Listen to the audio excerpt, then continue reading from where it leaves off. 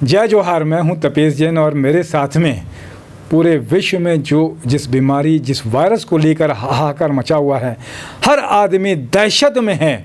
Corona virus disease, Covid जिसको बोलते हैं, उससे एक संक्रमित हुई पीड़ित जो है अब ठीक हो गई हैं। इसके अलावा आप मिसेस छत्तीसगढ़ का स्टार भी है, एक्सिस बैंक में आप वर्क करती हैं, इसीलिए बहुत सारे लोगों से संपर्क में भी आती थी। श्रीमती ऋतु चंद्रवंशी हमारे साथ में हैं। आज इस बीमारी को लेकर जिस तरीके की अफवाहें होती हैं, चर्चाएं होती हैं और तरह तरह की बातचीत होती हैं, सवाल होती हैं, वो तमाम सवाल, जवाब और अफवाह आप उनकी मुँह ज़बानी सुन सकते हैं। उनका एक्सपीरियंस आपको एक हौसला देगा, इस विश्वास के साथ में। ऋतु, आपका स्वागत है। आपको बधाई कि आप वापस लौट के आए, हालांकि बहुत सारे लोग आ रहे हैं। कैसा अभी फील कर रहे हो और क्या सा था? Thank you Tapesh sir. पहली बात, मेरा एक्सपीरियंस अगर मैं बोलूँ तो ये बहुत ही नया एक्सपीरियंस रहा है लाइफ का। मतलब ऐसा एक्सपीरियंस शायद मैं दोबारा करना चाहूँगी नहीं, पर हाँ, जो हुआ, बोलते हैं हर किसी चीज़ होने के पीछे एक कारण होता है, तो ये भी ज़रूरी है। तो आपको समझ आता है कि आप जिनके साथ हो वो कितने कीमती हैं आपके लिए। तो मुझे कोरोना के लक्षण, शुरू में मुझे बुखार, सर्दी, खांसी हुआ, तब मैंने नॉर्मल मेडिसिन वगैरह लिए, डॉक्टर के पास गई, ठीक हो गया। बट कुछ दिन बाद मुझे टेस्ट आना बंद हो गया बिल्कुल। फिर मैं डॉक्टर के पास गई तो उन्होंने नॉर्मल मेडिसिन दी, बट ठीक नहीं लगा मुझे। तो फिर मैं टेस्ट कराई अपना और मैं पॉजिटिव आई। अब मुझे लगा ठीक है, कट जाएगा, आइसोलेशन पीरियड ही रहना है, घर में रहना है, ऑफिस से छुट्टी है, ठीक है। लेकिन चीज़ें जैसे सोचते हैं वैसा होता नहीं हर बार। तो मैं जब टेस्ट करा के आई, पॉजिटिव आया, मैं डॉक्टर को दिखाई कि डॉक्टर ऐसा बात है, मुझे होम आइसोलेशन चाहिए। जब मैंने होम आइसोलेशन लिया, एक दिन मुझे लगा मैं कट जाएगा अच्छे से। दूसरे दिन जब मेरे बेटे को और मेरे घर में से इन-लॉज हैं मेरे, तो उनको हम लोगों ने किसी और कहीं और शिफ्ट करा दिया। अब घर में बचते हैं मैं और मेरे हस्बैंड। उसके बाद मुझे अकेले रहना था, तो वो भी अलग हो गए, मैं अकेले हो गई इस पूरे घर में। तो वो जो पीरियड था, मुझे लगता है, मतलब कोरोना तो बीमारी है, बट कोरोना की बीमारी ज़्यादा कब बढ़ती है, जब आप अकेलेपन के दौर से गुजरते हो। मतलब उस बीमारी का इलाज है, पर जो बीमार लोग कह रहे हैं, सुनने में आता है कि जो कोविड पॉजिटिव है, ठीक होने के बाद उनको दिमागी तौर पे कुछ परेशानियां हो रही हैं। तो ये परेशानी क्यों हो रही है? बेसिकली जब कोई इंसान अकेले में रहता है तो उसको तरह तरह के ख्याल आते हैं, और वो चीज़ें उसको बाद में इफ़ेक्ट करती है, क्योंकि एक दिन दो दिन की बात नहीं है, यहाँ आपको 17 दिन, और अगर ठीक ना हुए तो 28 दिन तक के भी अकेले रहना पड़ता है। तो ये सारी चीज़ें आती है। तो मुझे भी इस चीज़ का बहुत डर था, क्योंकि मैंने सुना था, तो मैं चाहती नहीं थी ऐसा कुछ भी हो।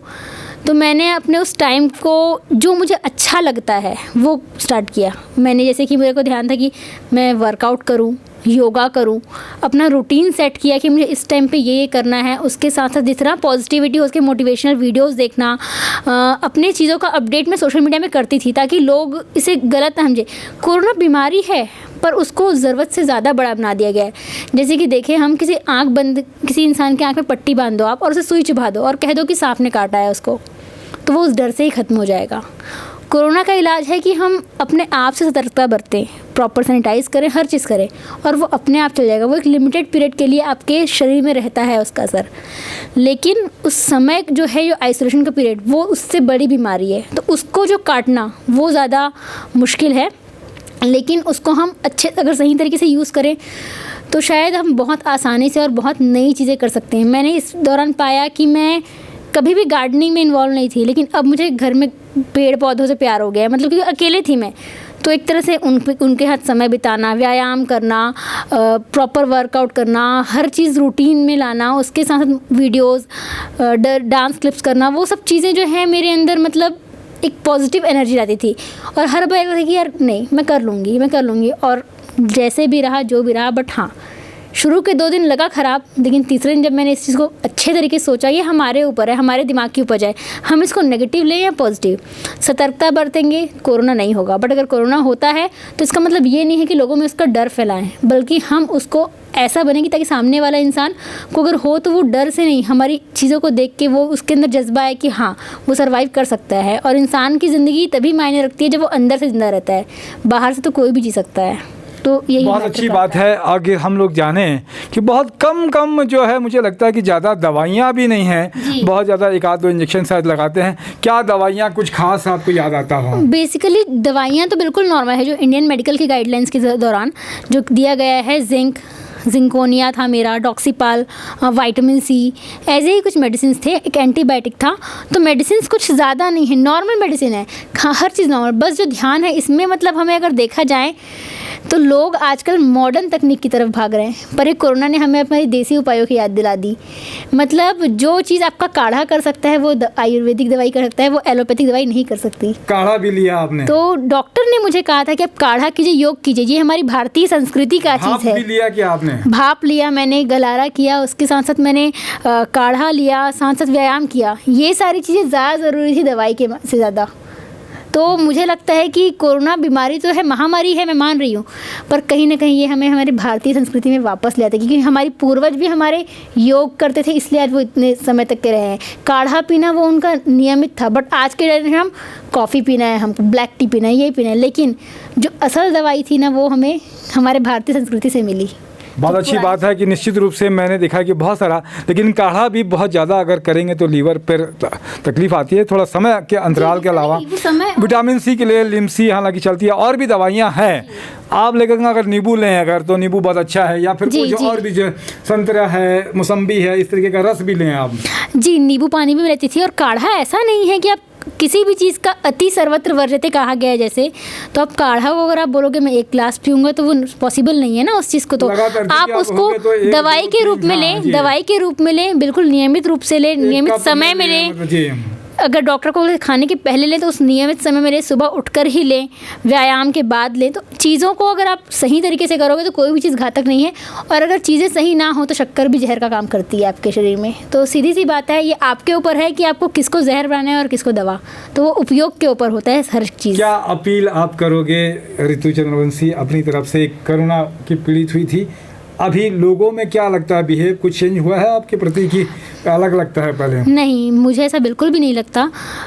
कोरोना होने, जाहिर सी बात है ये संक्रमित बहुत जल्दी होता है, तो सबसे पहली बात हमें उससे संक्रमित होना नहीं है। उसके लिए हमें नियमित रूप से सोशल डिस्टेंसिंग, मास्क पहनना, ग्लव्स पहनना, प्रॉपर सैनिटाइज करना, चीज़ों को हर एक चीज़ पे ध्यान रखना है।